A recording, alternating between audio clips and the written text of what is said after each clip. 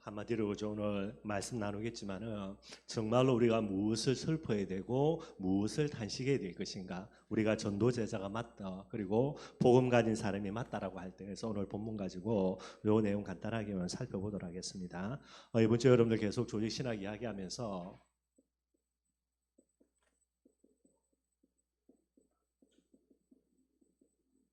창세기 3장 속에 있는 나라는 그런 부분들이 되어지죠. 한 번 더 여러분들 조금 반복하는 거는 그냥 한번 귀에 들어놓으면 그런 거거나 조금 더 이제 좀 어색한 부분들이 해소되어질 수 있으니까, 그래서 여러분 한번 반복하는 내용들이 됩니다. 또 이걸 여러분들 그죠, 줄이기도 그렇고 또 따로 새롭게 설명하는 부분들도 어려워서 그냥 제가 볼 때 그냥 반복하는 부분들 그 정도 수준이 될 것 같아요. 그래서 여러분들이 그렇게 조금 보시면 되겠고요. 인간이 어떤 존재인가, 하나님의 형상으로 만들어졌다라고 이제 지난주 우리가 쭉 말씀을 나누었습니다. 그리고 하나님의 형상 가진 그들에게 하나님이 행위 언약을 체결하셨지요. 개나 돼지에게는 여러분들 언약을 체결할 이유도 없고요. 왜냐하니까 언약을 실행할 수 있는 자유의지가 없어서 그렇습니다. 우리 인간들은 하나님의 형상대로 지음받아서 하나님이 그들에게 자유의지를 주셔서요, 이 행위 언약을 지키고 안 지키고 그걸 선택할 수 있는 그런 부분들을 주신 거죠.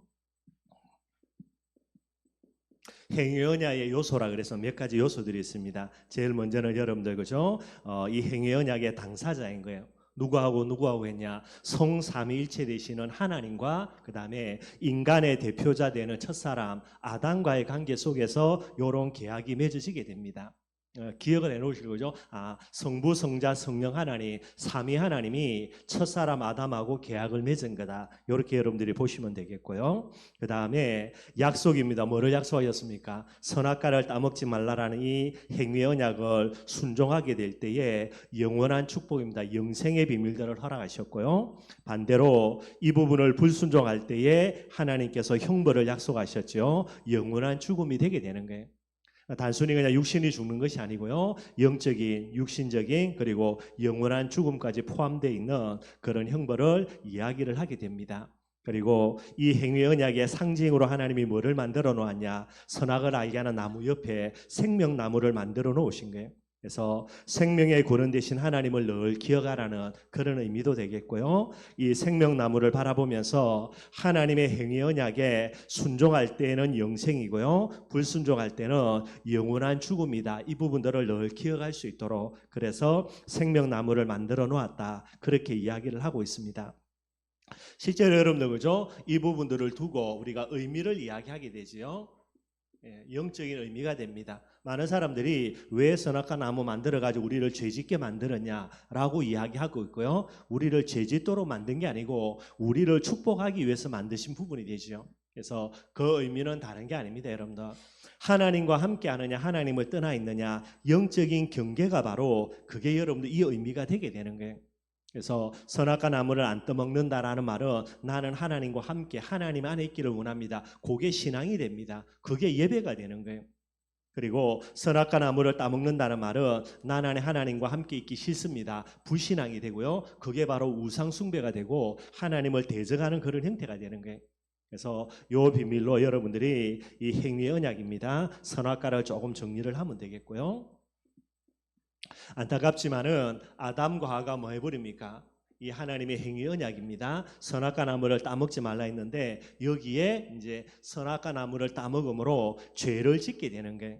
그래서 이때부터 이제 죄가 들어오게 됩니다. 그래서 죄라는 개념들을 조금 저와 여러분들이 살펴봐야 되겠고요.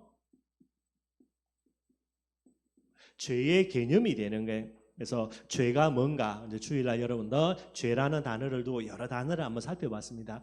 우리가 죄라는 단어를 두고 이야기할 때에 가장 기본적으로 이야기하는 단어가 여러분들 구약에는 하다트라는 단어고요, 신약에는 하말티아라는 단어예요. 그래서 여러분들 구약 단어보다는 이제 하말티아라는 단어는 주로 많이 쓰고 있기 때문에 여러분 조금 기억을 해 놓으시면 되고요. 헬라어로 하말티아, 그죠? 구약의 하다트라는 단어가 똑같은 뜻인데 관역에서 벗어났다라는 게 요게 죄의 개념입니다. 우리가 육신적으로 나쁜 짓 하고 거짓말하고 사기치고 그죠, 살인하고 이것도 죄가 맞지만은요, 죄의 근본 개념은 관역에서 벗어난 거예요. 우리를 향한 하나님의 관역이 뭡니까? 하나님과 함께. 그 하나님과 함께하는 방법이 뭐죠? 선악과 나무 안 따먹는 거. 그런데 그 관역에서 벗어난 거예요. 선악과 나무를 따먹고 하나님을 떠나버리는 부분들이 됩니다. 그래서 요걸 구약의 신약에도요, 죄라고 이야기를 하고 있게 되어지고요. 죄의 성질들 몇 가지 쭉 말씀을 나누어봤죠. 죄는 뭐라 그랬습니까? 특별악이라는 게. 그냥 죄라는 개념, 신이라는 영어의 단어하고요, 이빌이라고 이야기하는 그죠, 악이라는 단어하고 뭐가 차이가 나냐? 악과는 다르게 이 신이라는 죄는요, 도덕적인 그런 악을 이야기한다, 그렇게 이야기합니다.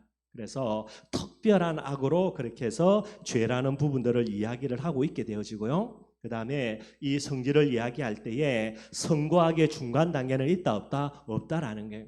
그래서 죄는 절대적인 그런 성질을 갖고 있다 이야기하고요. 이 죄는 여러분들 죄책과 그 다음에 오염이라는 부분들이 포함이 되어 있다라는 게. 그래서 죄를 구분할 때에 죄책이라고 그럽니다. 죄에 대한 책임과 거기에서 따라오는 형벌입니다. 반드시 있고요. 오염이라 그래요. 죄로 말미암아 오염되어서 부패되어 있는 인간의 마음을 이야기하는 겁니다.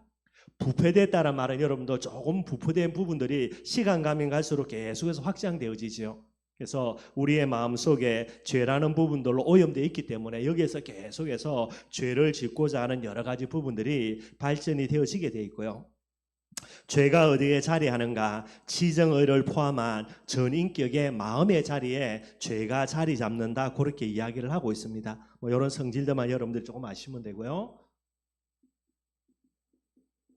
죄는 반드시 어떻게 되는가? 여러분들 증가됩니다. 그래서 죄가 증가된다는 말은요, 아담의 범죄는 증가되어져서 모든 사람이 최초의 범죄에 참여한 것과 똑같은 결과를 유지한다라는 게, 아담과 하와의 모든 후손들은 아담이 이 대표자이기 때문에 그가 범죄한 최초의 그 선악과 따먹는 죄가요, 우리들에게 계속해서 영향력을 입힌다. 이런 부분들로 여러분들이 이해를 하셔야만 되는 거고요. 뭐 두 가지 있다 그랬습니다. 대표론이 있고 그 다음에 뭐 실제론, 그죠?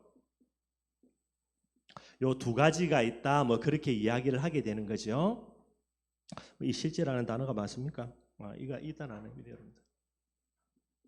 예.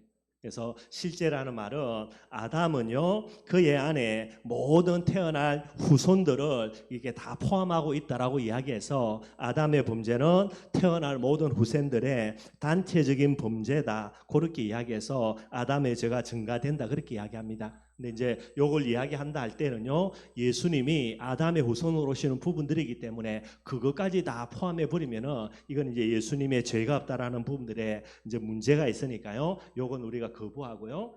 대표론입니다. 대표는 뭐냐니까 아담은 모든 인간의 선조이며 언약의 대표자로서 또 법적인 대표이기 때문에 아담의 범죄는 그 후손들에게 효력을 미치게 되게 되는 거예요. 근데 예수님은 아담의 후손으로 온 게 아니죠, 여러분들. 여자의 후손으로 왔기 때문에 예수님은 그 호력에서 이제 벗어나는 그런 우리의 이제 구세주 그리스도가 될 수 있다. 그래서 이렇게 대표론을 우리가 받아들이는 부분들이 되게 됩니다. 죄의 결과들 우리가 잘 아는 거죠. 그래서 죄를 지음으로 말미암아 하나님과 교제하는 부분들이 완전히 단절되게 되는 거예요. 그래서 범죄한 이후에는 하나님과 교제할 수 없고 하나님을 만날 수 없고요. 반드시 그렇습니다. 하나님과 교제가 단절되니까 하나님의 형상을 잃어버렸다는 말이 되게 되는 거죠. 그래서 예수 그리스도는 반드시 뭐 해야 됩니까? 잃어버린 하나님의 형상을 회복하기 위하여서 하나님의 형상으로 오셔야 되는 거예요. 그래서 성경에는 예수 그리스도는 하나님의 형상이다, 정확하게 기록이 되어 있습니다, 여러분들. 뭐 다른 이단들이 여러 가지를 이야기할지 모르겠지만은 여러분들, 하나님의 형상을 잃어버렸다, 그게 죄이니까. 그래서 우리가 죽음에 이르게 된다 할 때요, 뭐를 회복해야 됩니까? 하나님의 형상 반드시 회복해야 되는 거예요. 이 부분을 가지고 접근해 오는 이단들은 하나도 없습니다. 접근할 수가 없죠, 여러분들. 뭐 문성명이든 그죠, 안산홍이든 어느 누구든지 간에 거기에다가 여러분 그죠, 이만이든지 누구든지 간에요, 이 부분 가지고 이야기하면은 전혀 답이 안 나오게 되는 거예요. 잃어버린 하나님의 형상 우리가 회복해야 되는데, 그래서 성령으로 잉태되어서 하나님의 형상 가진 예수 그리스도 그분만이 이 부분들을 만족할 수 있게 되어지는 거예요. 제가 이제 하나님의 형상 잃어버렸는데 우리가 구원을 어떻게 받냐? 옛날에 제가 계속 복음 들으면서 좀 고민했었는데요. 고린도서 4장 5절에 예수 그리스도는 하나님의 형상이다. 그 말씀 보고 아 그렇구나라고 이제 많은 좀 갈등하는 부분들이 해결이 되어졌고요. 그러니 여러분들 죄책이라는 이런 부분들 때문에 하나님에 대해서 뭐를 가집니까? 하나님에 대해서 두려움들을 가질 수밖에 없게 되는 거예요. 여기에서 나오는 게 뭡니까 여러분들? 인과응보 사상으로 가는 그런 여러 가지 지름길이 되게 됩니다. 저와 여러분들은 하나님에 대해서 두려움과 공포를 가지는 게 아니고 뭐 해야 되죠? 하나님을 경외하는 마음들을 가져야 되는 거고요. 뭐 이 죄의 결과로 이제 사람의 성품 자체가 악한 성품이 되게 돼 있고요. 뭐 저주와 재앙 오게 되고 자연 만물까지 이제 저주를 받는 그런 일들 일어나지게 되는 거예요. 그리고 죄의 종류라 그럽니다. 죄를 구분하면요. 뭐 계속해서 이야기하는 거 원죄와 자범죄로 구분이 되게 되는 거죠. 원죄는 아담이 지었던 그 죄가 우리가 태어날 때부터 전가되어져서 태어나는 것으로요. 죄의 신분 상태에서 있는 거 그걸 이야기한다. 그렇게 이야기하고 있고요. 자범죄입니다. 원죄로부터 파생되어서 나오는 여러 가지 본인들이 짓는 죄를 가리켜서 자범죄라 그렇게 이야기를 하고 있고요. 뭐 고범죄, 연약죄, 모르고 지은 죄, 알고 지은 죄, 그다음에 용서받지 못할 죄가 있다 그랬죠. 성령을 해방하는 죄. 그래서 여러분들 이런 언제나 우리가 기도하면서 이 속에 빠져들면 안 되게 되는 거고요. 그 다음에 죄라는 부분을 두고 뭐가 있습니까? 반드시 죄는 형벌이 따라옵니다. 반드시 그렇고요. 그래서 아담과 하가 죄를 지었지만은 누구에게요? 사단에게 속아서 죄를 지었는데 이래 핑계 댈지 몰라도요. 본인이 죄를 지었기 때문에 그 죄에 대한 저주와 죄가 누구에게 갑니까? 사단에게 가는 것이 아니라 본인에게 가지게 되게 되는 거예요. 그래서 이 죄라는 부분에 대해서는 여러분들 반드시 본인이 지은 죄는 본인이 형벌을 받아야 되는 겁니다. 그래서 율법을 위반하는 부분들 때문에 하나님의 공의가 침범되어질 때에 자신의 공의를 만족시키기 위하여서 하나님이 주시는 여러 가지 체벌이라든가 고통, 그다음에 여러 가지 그런 문제들, 이걸 이제 형벌이라 이야기하게 되는 거예요. 그러면은 예수님이 왜 십자가에 우리를 대신해서 죽어야 되냐? 죄의 형벌을 누가 담당해야 됩니까? 예수님이 죄 없는 그분이 담당을 해야 되는 거예요. 그래서 하나님의 공의를 만족하시기 위하여서 죄 없는 성자 예수님이 십자가에 돌아가셔야만 되는 겁니다. 우리의 모든 형벌을 예수님이 대신 담당하신 부분이 되는 거예요. 이 비밀 아니고는 우리의 형벌 문제 절대로 해결할 수 없게 되게 되는 거죠. 그 다음에 형벌과 다른 내용입니다. 징계라 그래요. 징계는 뭐냐? 믿음으로 의롭게 된 저와 여러분들에게 하나님의 사랑으로요, 우리를 되돌리기 위하여서 올바른 신앙의 자리로 돌아오게 하기 위하여서 우리에게 채찍질하는 하나님의 사랑의 표현이 바로 징계라고 이야기합니다. 성경은 뭐라 이야기하냐? 징계가 없으면 뭐라고요? 사생자라 그랬습니다. 하나님의 아들이 아니다라는 거예요. 여러분, 나는 어려움 없이 잘 먹고 잘 살기를 원합니다. 그럴 수가 없습니다, 여러분들. 우리가 올바른 신앙생활이 안 되게 될 때에 하나님은 우리를 되돌리기 위하여서 여러 가지 일들이 일어나게 되는 거예요. 그래서 꼭 여러분들이 기억하셔야 되고요. 그래서 징계를 무서워할 게 아니라 하나님의 사랑으로 알고요. 이것을 무시하지도 말고 이 일이 일어날 때에 낙심하지도 말고요. 항상 여러분들 요 징계라는 부분들을 올바르게 받아들여야만 되겠죠.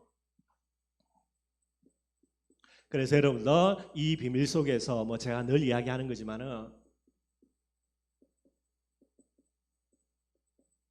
창세기 3장 속에 있는 나라는 부분들이 됩니다. 이 부분들이 결론 내려지지 아니하면은 절대로 여러분들 복음의 비밀 속으로 못 들어가집니다. 아무리 몸부림치고 해서도 종교밖에 안 되게 되는 거죠. 하도 제가 많이 떠드니까 이제 아마 여러분 다 이해되겠죠. 전적 타락이라 그러고요. 그 다음에 전적 부패라 그러죠. 이게 여러분들 창세기 3장이 되게 되는 거예요. 그래서 이 비밀을 가지고 우리가 구원이라는 부분을 이야기할 때에 뭐가 됩니까? 전무한 자입니다. 구원받을 뭐가 없습니까? 전적 타락이니까 우리에게 구원을 받을 만큼 의가 전혀 없습니다, 여러분들. 여러분들이 아무리 내가 착하고 바르게 열심히 산다 이야기해도요, 하나님이 보실 때는 구원받을 부분에 의로운 게 전혀 없고요. 전적 부패이기 때문에 구원받을 가치 전혀 없습니다. 그리고 사단이라는 부분들 때문에 전적 무능이기 때문에 구원의 능력 전혀 없게 되는 거예요. 그래서 하나님이 구원의 방법으로 허락하신 것은 뭐밖에 안 됩니까? 결국은 은혜밖에 안 돼요. 다른 방법이 있으면 하나님이 다른 거 이야기하시겠지만은 하나님이 진단하는 저와 여러분들의 모습은 은혜 아니면 안 되게 되는 겁니다. 은혜는 뭐죠? 공짜입니다. 값을 요구하지 않고 거저 주시는 선물이 되게 되는 거예요. 공짜로 받아서 가치 없다가 아닙니다, 여러분들. 가치를 매길 수 있는 게 전혀 없기 때문에 그래서 하나님이 은혜로 선물로 주신 부분들이 되게 되는 거예요.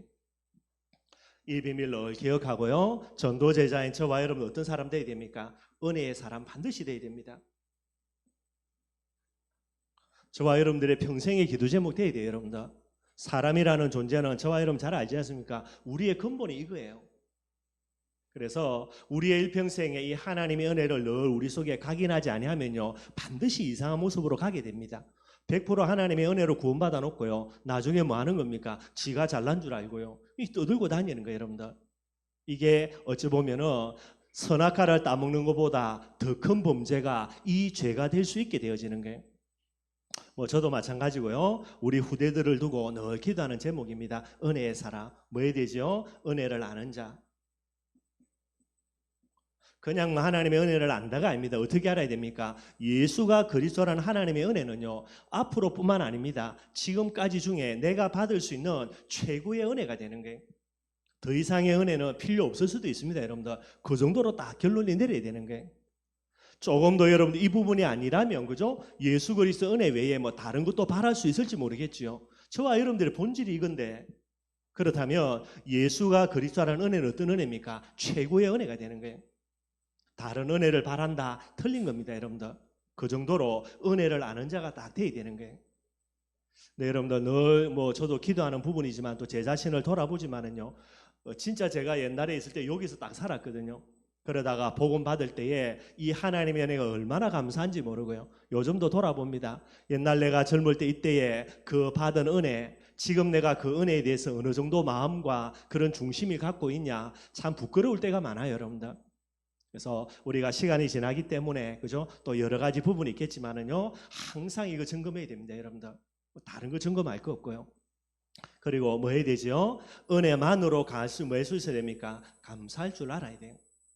뭐 새로운 응답, 새로운 은혜, 그래서 내가 감사한다, 이것도 맞겠지만은요, 앞으로 여러분 은혜 전혀 못 받고 응답 전혀 못 받아도 무엇만으로요? 주신 은혜, 내가 이미 받은 이 은혜만으로도 일평생 감사할 줄 알아야 되는 게, 그 정도가 돼야 됩니다, 여러분들. 그리고 항상 뭐 해야 됩니까? 다른 소원 품지 말고요, 다른 소원은 품는 만큼 전부 다 욕심입니다. 우리가 진짜 품어야 될 욕심, 거룩한 욕심은 뭡니까? 은혜 받는 부분들이 되게 되는 거예요. 이것만 늘 바라보면 됩니다, 여러분들. 이미 저와 여러분들은 하나님의 자녀이기 때문에, 하나님이 내 안에 성령으로 계시기 때문에 아무 문제 없습니다, 여러분들. 뭐만 하면 되냐? 은혜만 받으면 된다니까요. 여러분들이 은혜 받는 만큼 하나님은 응답 주시고요, 응답 받는 만큼 복음에 헌신할 수 있게 되어지는 거예요. 다른 거는 전혀 욕심낼 거 없습니다. 특별히요, 늘 이야기합니다, 여러분들, 그죠? 여러분들 우리 랩런트 애들이 있는데요, 그죠? 중고등학생들, 또 이제 대청부, 많이 그런 여러 가지 뭐 미래를 두고 불안할 시기가 있고요. 여러분들, 하나님이 여러분들 편이니까 고민할 거 없고, 뭐 마음은 됩니까? 여러분들 시절에 앞으로 많은 시간이 지날 때에, 내가 젊을 때에 나는 가장 은혜 많이 받았다, 그것만 딱 이야기하면 돼요. 뭐 저도 요즘 계속해서 말씀 보면서 말씀도 묵상하고 하지만은요, 은혜 받고 있지만은요, 제 인생 돌아보면은 제가 제일 많이 은혜 받을 때에, 그때 94년도 제가 복음 처음 접했거든요. 94년, 95년, 96년, 정말로 딱 3년입니다. 대학교 2학년, 3학년, 4학년 때에. 뭐 조금 더 연장하면은 제가 이제 제일 처음에 중고등부 맡아가지고 중고등부 애들하고 막 뒹굴들 그때에 제일 제가 은혜 많이 받았고요. 진짜 그래요, 여러분들. 가장 중요한 시기에 뭐 해야 되냐? 은혜만 제일 많이 받고 있으면 돼요. 그럼 여러분들이 미래는 걱정할 거 전혀 없습니다, 여러분들. 사람은 영적인 존재고 은혜적인 존재가 맞지요. 하나님이 여러분들을 미래를 축복하시려고 하니까 뭐를 허락하시는 거예요? 은혜를 허락하시는 거예요. 내가 은혜 받고 싶어 은혜 받고요, 은혜 받기 싫어서 못 받고요, 그거는 여러분들 무식한 소리고요. 여러분들의 미래를 축복 광답의 미래로 받고 싶으면 오늘 뭐만 하면 됩니까? 은혜만 받으면 된다니까. 제 인생의 증인이니까 여러분들 꼭 이 부분 두고 도전하시면 되고요. 늘 언제나 뭐 돼야 됩니까? 은혜의 증인 돼야 돼요. 아무리 내가 잘나서 내 잘난 것 때문에 응답받았다 하더라도요, 우리는 은혜의 사람입니다. 뭐를 증거해야 됩니까? 하나님의 은혜만 증거해야 되는 거예요. 이게 제가 바라는, 또 제가 생각하는 전도 제자입니다. 우리 모든 성도들이요, 이 비밀만 딱 갖고 있으면 돼요. 다른 거는 여러분들 하나님이 다 합니다. 여러분들 전혀 걱정할 거 없고요. 그래서 이 비밀에서 만약에 우리가 멀어져 버리는 부분들이 된다 그래서 은혜의 사람이 안 된다, 그 사람은 여러분들 이미 복음과는 상관없는 삶을 살게 되는 거예요. 꼭 좀 우리의 죽을 때까지 또 우리 교회를 두고 우리 자녀들을 두고요, 영원한 기도 제목 꼭 좀 되어지기를 바랍니다. 제가 오늘만 이야기하는 게 아니라 수도 없이 계속해서 반복해서 하는 이야기니까요. 여러분들 꼭 마음속에 담고 나를 위하여, 교회와 우리 렘넌트들을 위하여서 꼭 중요한 그런 기도 제목 되기를 바라겠습니다. 오늘 본문 말씀입니다. 여러분들 오늘 4장 말씀을 조금 이제 보려고 하고 있고요. 오늘 4장의 내용이 뭐냐니까 여러분들,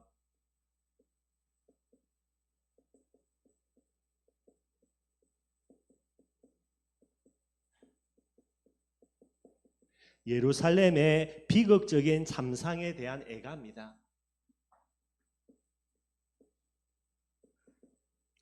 예루살렘이 이제 완전히 멸망받았죠. 바벨론에 의해서 완전 초토화가 다 된 거예요. 그리고 그 초토화되어 있는 그 현장을 바라보면서 이게 얼마나 비극이 심한지 여러분들, 그래서 그 슬픈 현장을 바라보고 예레미야가 애가를 지어서 노래 부르는 게 오늘 4장 말씀이 되게 됩니다. 다 읽어야 되겠지만 많아가지고 여러분들, 그죠? 그냥 1절에서 10절까지 제일 핵심되는 건 우리가 늘 잘 알고 있는 거죠. 1절에서 여러분들 3절까지, 4절까지입니다. 그 정도가 이제 여러분들이 보셔야 되는 거고요.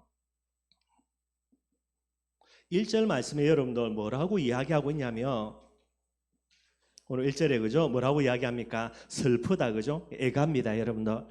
슬프다 어찌 그리 금이 빛을 입고, 금은 여러분들 변질되는 게 아닙니다, 여러분들. 금 자체는 변질될 수 없는 부분들이고요. 그 다음에 순금이라 그랬습니다. 좀 합성됐으면 그죠? 시간이 지나면 조금 문제가 있을지 모르겠는데 완전 순금인데 이 순금이 변질된다, 말이 안 되는 부분이죠. 그런데 예레미야가 이야기합니다. 어찌 그리 금이 빛을 입고 순금이 변질되었고 성소의 돌들요, 그 어마어마한 성소의 돌들이 거리마다 쏟아져 있는가, 이 부분들을 이야기하는 거예요. 다른 내용이 아닙니다, 여러분들. 그죠? 이게 어떤 내용이냐면 여러분들 잃어버린 과거의 영화예요.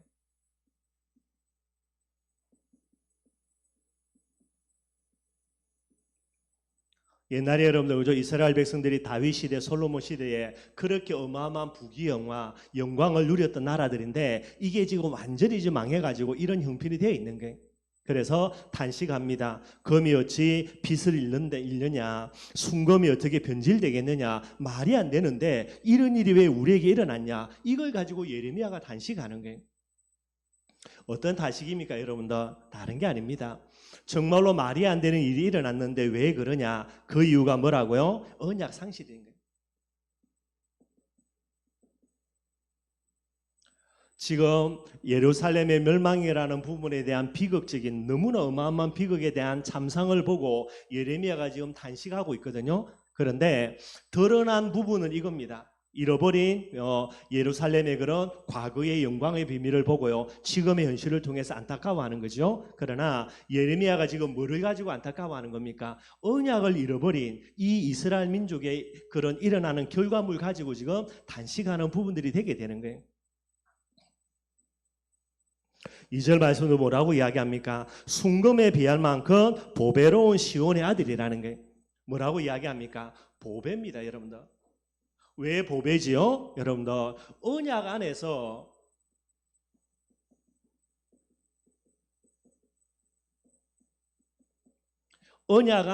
선민의 가치입니다.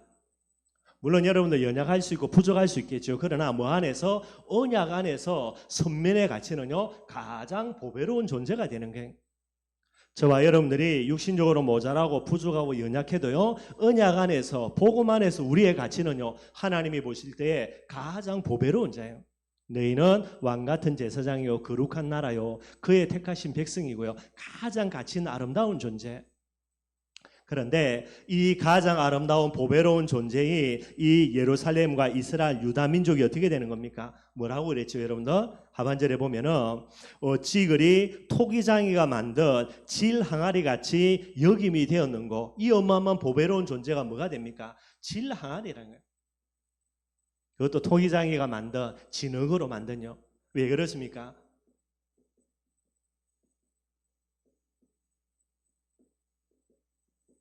언약을 잃어버리고요. 언약 밖에 있는 선민의 가치입니다. 아무리 자기들이 대단해 보이고 어마어마하다 이야기해도요. 질 항아리보다도 못한 존재가 되게 되는 거예요. 저와 여러분들의 존재는요. 우리가 얼마나 공부를 잘해서 훌륭한 존재냐, 얼마나 돈이 많아가지고 떵떵거리느냐, 우리가 얼마나 권력이 있느냐, 그게 아니고 어디 안입니까? 언약이라니까요. 언약 안에서는 아무리 내가 모자라도 나는 가장 귀한 보배, 언약 밖에서 아무리 훌륭하고 대단해도 나는 가장 비천한 존재, 요게 전도제자인 저와 여러분들이에요. 항상 여러분들 나의 존재를 어디서 찾아야 되냐 의미를요, 복음 안에서 찾아야 되는 거예요, 여러분들. 그런데 복음이 나에게 더 이상 기쁨이 안 된다, 그럼 게임 끝난 거죠. 그래서 언약 밖에서 아무리 대단해 보여도 질 항아리일 수밖에 없으니까요. 결국 어떻게 됩니까? 완전히 깨어져 가지고 비참해지게 되는 거예요. 그 결과물로 나라와 민족입니다. 완전히 멸망되어져서 어마어마한 참상 속에 있게 되는 거예요. 실제로는 예레미야가 드러난 모습 가지고 탄식하며 안타까워하는 거지만요, 뭐를 이야기하는 겁니까? 언약 안에 있던 이 민족이 언약 버렸더니 이렇게 되어지는 거구나. 영적인 비밀을 가지고 계속해서 하나님께 단식하는 거예요. 그게 지금 오늘 본문에 나와 있는 내용입니다. 뿐만 아니죠, 여러분들. 3절이에요. 언약 밖에서 질 항아리처럼요, 이런 어마어마한 저주와 재앙을 하나님이 이제 이 이스라엘 민족에게 허락하니까 이 저주와 재앙이 얼마나 어마어마하냐. 여러분들, 오늘 이제 언약 상실한 선민이죠. 이들에게 뭐가 임하는 겁니까? 언약 밖에서는 아무 존재가 없으니까요. 결국은 하나님이 이들을 진노할 수밖에 없습니다. 그 진노의 결과로 어떤 일이 일어나는 겁니까? 4절에 그죠? 3절에요. 들깨돌도 젖을 주어서 그들의 새끼를 먹이나 딸 내 백성은 잔인하여 마치 광야의 타조 같도다. 타조는 여러분들 알 넣어놓고 그냥 도망가 버린대요. 뭐 알이 부화되는 거 뭐 신경도 안 쓰고 태어난 아기를요 뭐 새끼를 뭐 돌보지도 않고 뭐 이게 타조인가 봐요. 뭐라 이야기합니까? 짐승조차도 안 그러는데 짐승보다 못한 그런 상황 속에 처해지게 되는 거예요. 여러분들, 언약을 잃어버린 이스라엘 민족들입니다. 얼마나 비참해지게 되냐. 짐승도 안 하는 짓거리를 얘들이 할 수밖에 없을 정도로, 그 정도로 하나님의 저주와 재앙, 이게 이제 쏟아지게 되는 거예요. 그래서 그 부분들을 설명합니다. 그 내용이 뭡니까? 그게 이제 4절이 되는 거예요. 그래서 왜 짐승들도 안 하는 짓들을 얘들이 하냐, 그 내용이 뭐냐. 4절에요. 어느 정도입니까? 4절입니다. 젖먹이가 목말라서 혀가 입천장에 붙었는데, 그래서 어린아이들이 떡을 간구하고 있는데 뭐가 없습니까? 떡을 떼어줄 사람이 없다라는 거예요. 실상입니다, 여러분들. 뭐가 임했냐? 멸망한 예루살렘에, 그죠? 거기다가 더욱더 여러분들 어마어마한 문제가 온 게 뭐가 와버립니까? 가뭄이 와버려요. 지금 쫄딱 망해가지고 여러분들 포로로 끌려간 사람 끌려가고 완전 비참해져 있는 이때에 여기에 오히려 또요 가뭄까지 와버리니까요. 먹을 게 있습니까? 없습니까? 먹을 게 없어요, 여러분들. 애들이 배가 고파가지고 그렇게 먹을 거 찾는데 젖을 구하는데 젖을 주려고 해도 젖도 없고 먹을 거 주려고 해도요 먹을 게 없는 거예요, 여러분들. 그래서 나중에 나오죠. 저 하반절에 가보면 여러분들 그죠? 아마 10절 말씀입니다. 뭐라 그랬습니까? 딸 내 백성이 멸망할 때에 자비로운 부녀들이, 이상한 사람이 아닙니다, 여러분들.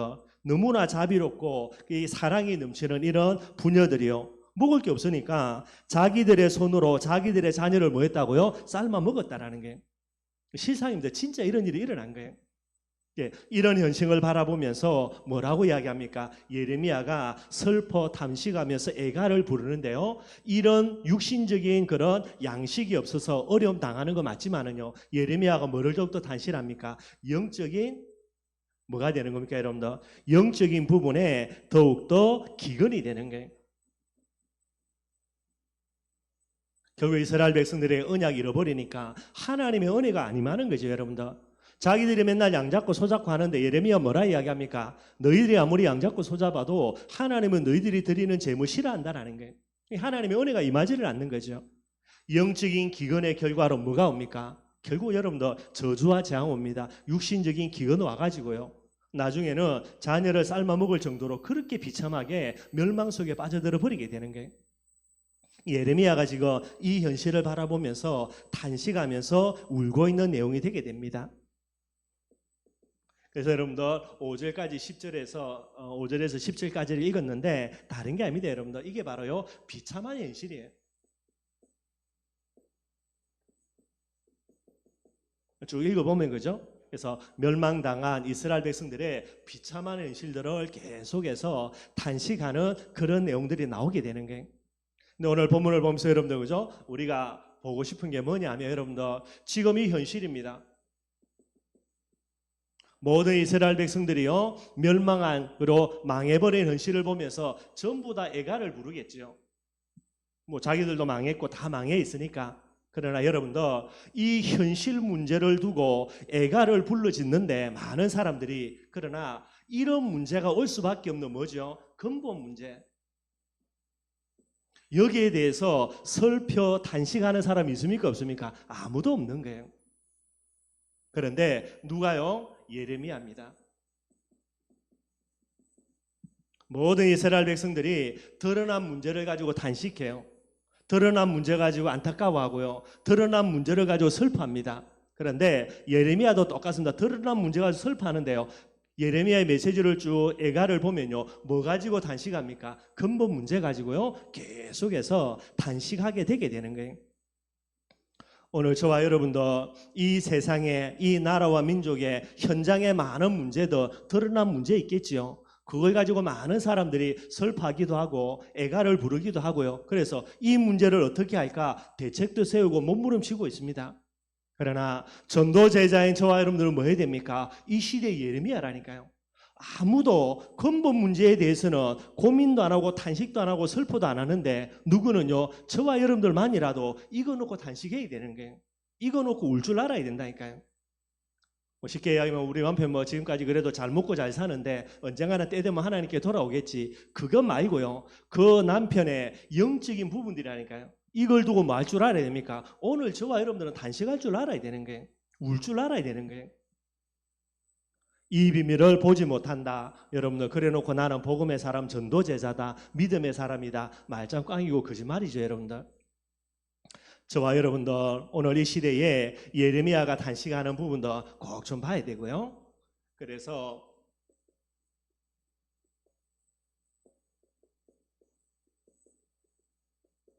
저와 여러분들이 전도제자로 이야기할 때에 우리는 뭐 해야 됩니까? 참된 애가입니다. 참된 슬픔을 슬퍼야 되는 거예요. 전도제자의 참된 애가가 뭡니까? 육신 문제 가지고 여러분들 탄식하고 슬퍼 우는 게 아닙니다. 우리는 뭐 가지고 탄식하고 슬퍼 울어야 됩니까? 영적 문제 보고요. 아무도 여러분들 육신 문제 가지고는 같이 아파하고 힘들어 줄지 몰라도 그 사람의 영적인 상태 이 문제를 바라보고요. 울어주고 탄식해주고 기도하는 사람 아무도 없어요 여러분들. 누구밖에 할 수 없습니까? 우리밖에 할 수 없다니까. 근데 그걸 안 해준다. 여러분들 얼마나 이게 여러분들 비참해지는 부분 됩니까? 전도제자인 저와 여러분들의 참된 탄식이 뭐가 돼야 되죠? 잠깐의 문제 아니에요 여러분들. 잠깐의 문제가 아니라 뭡니까? 영원한 문제. 뭐 육신의 문제 있을 수 있겠죠 여러분들. 그 사람이 어떤 어려움 당해가지고 뭐 슬퍼할 수 있겠고요. 그러나 그거는 잠깐의 문제예요. 뭐 시간 지나면 해결될 수 있는 거고요. 누구 도움 받으면 해결될 수 있는 거겠죠. 그러나 영원한 문제, 그 문제 가지고 탄식 안 해준다. 그러면서 너는 복음의 사람이다. 뭐 나는 전도제자다. 그거는 말이 안 된다라는 거예요. 전도제자인 저와 여러분들의 참된 애가는 뭐가 돼야 됩니까? 드러난 문제 아닙니다 여러분들. 드러난 문제 가지고 슬퍼하며 탄식하는 게 아니고요. 어떤 문제입니까? 숨은 문제 있죠. 이거 놓고 뭐 할 줄 알아야 됩니까? 탄식할 줄 알아야 되는 거예요. 오늘 예레미야의 모습입니다. 완전 멸망받았습니다. 얼마나 비참한지 말로 못해요. 한 사람도요, 본질을 두고 드러난 문제 말고요, 육신적인 문제 말고 영적인 문제입니다. 지금 잠깐의 문제 아니고 진짜 영원한 본질 두고요, 아무도 단식하지 않는 거예요. 누가 단식합니까? 예레미야 한 사람이. 이게 여러분들 참된 단식이 되게 되는 거예요. 나라와 민족과 여러분들의 가정 가문, 심지어 여러분들의 후대들을 두고요, 여러분 이 단식할 줄 알아야 된다니까요. 목사님 뭐 잘 먹고 잘 사는데 물론 그럴 수 있겠죠. 그러나 이걸 진짜 볼 줄 알아야 되는 거고요. 왜 참된 단식을 해야 되는가? 여러분들 뭐라고 이야기합니까? 오늘 결론으로요, 전도제자는 반드시 뭐 가져야 된다? 복음의 한이에요. 반드시 가져야 됩니다. 여러분들, 한 사람이 복음의 한을 가져서 이 복음의 비밀을 지속해야만 모든 저주와 재앙 완전히 끝날 수 있는 거예요. 복음의 한을 가지기 위해서 뭐 해야 됩니까? 제일 먼저 여러분들 하나님이 보시는 문제, 이거 볼 줄 알아야 됩니다. 그래야 그 사람은 어떤 사람이죠? 믿음의 눈을 뜬 사람이 되는 거예요. 하나님이 보시는 문제를 내가 보고 이것 갖고 뭐 해야 됩니까? 애가를 불러야 됩니다. 우리 가정 가문에 하나님이 보시는 문제가 있다면 그 문제 바라보고 누가 울어야 돼요? 내가 울어야 된다니까요. 거기에 빠져가 죽어가면서도 몰라요, 여러분들. 하나님이 보시는 문제를 본다며 이걸 가지고 슬퍼하며 운다며 반드시 뭐가 됩니까, 여러분들? 하나님의 해답이죠. 뭐 뻔한 거 아닙니까? 예수 그리스도 되겠죠. 이 하나님의 해답이 내게 뭐가 됩니까? 복음이 됩니다, 여러분들. 예수가 그리스도라는 것을 안다는 말이 아니고요, 예수가 그리스도라는 복음이 나에게 뭐가 됩니까? 기쁨이 되는 거예요, 여러분들. 참된 슬픔이 없는데 그걸 가지고 울지를 않는데 하나님이 주신 복음 가지고요, 이게 내게 기쁨이 된다, 그거는 말이 안 되지, 여러분들. 슬퍼할 줄 알아야, 슬퍼해야 거기에 대한 부분으로요, 하나님의 해답인 복음이 내게 뭐가 됩니까? 기쁨이 다가오는 거예요. 창세기 3장 문제 바라보고 전혀 관심도 없고요, 감정도 없고요, 내 사랑하는 가족들이 죽어가는 현장 속에 있는데도요, 거기에 대해서 전혀 마음이 없어요. 그런데 그 사람에게 예수가 그리스도라는 복음이 기쁨이 되겠습니까, 여러분들? 물론 옛날에 내가 그죠, 창세기 3장에서 죽으냐 사느냐 할 때는요, 복음이 기쁨이 되겠죠. 근데 여러분들, 우리가 복음 받을 시간이 얼마나 지났습니까? 지금도 우리가 옛날처럼요, 창세기 3장 때문에 죽느냐 사느냐 합니까? 말이 안 되지, 여러분들. 그러니 내 문제는 어느 정도 복음 속에서 치유되겠지요. 그래서 시간이 지나면은요, 그래서 여러분들 이게 안 되는 거예요. 그 사람은 어떤 사람? 이미 은혜의 사람이 아닙니다, 여러분들. 반드시 하나님이 보시는 현장을 두고 뭐 할 줄 알아야 됩니까? 울 줄 알아야 된다니까요. 그래야 뭐가 따옵니까? 복음이 오늘도 나에게 여전히 기쁜 소식으로요, 복음으로 붙들려지게 되는 거예요. 하나님의 해답이 내게 기쁜 소식, 복음이 딱 되어져야만 뭐가 된다고요? 이때부터 여러분들 나의 해답으로 붙들려집니다. 하나님의 해답으로 끝나는 게 아니고 나만의 해답이 아닙니다, 여러분들. 우리 가정 가문에 뭐가 됩니까? 반드시 해답이 되는 거예요. 현장의 해답. 이 현장의 해답을 가진 그 사람, 이게 뭐죠? 복음의 한이 되는 거예요. 한 사람이 한 사람, 예레미야가 현장을 바라보면서요, 하나님이 보시는 문제, 이게 영적 문제구나, 그걸 바라보고 이걸 가지고 단식하는 거예요. 그러니 한 나라를 두고 예레미야 한 사람이 단식하니까 뭐가 주십니까? 하나님의 해답입니다. 복음이라는 부분이 예레미야에게 기쁨으로 회복이 되는 거예요.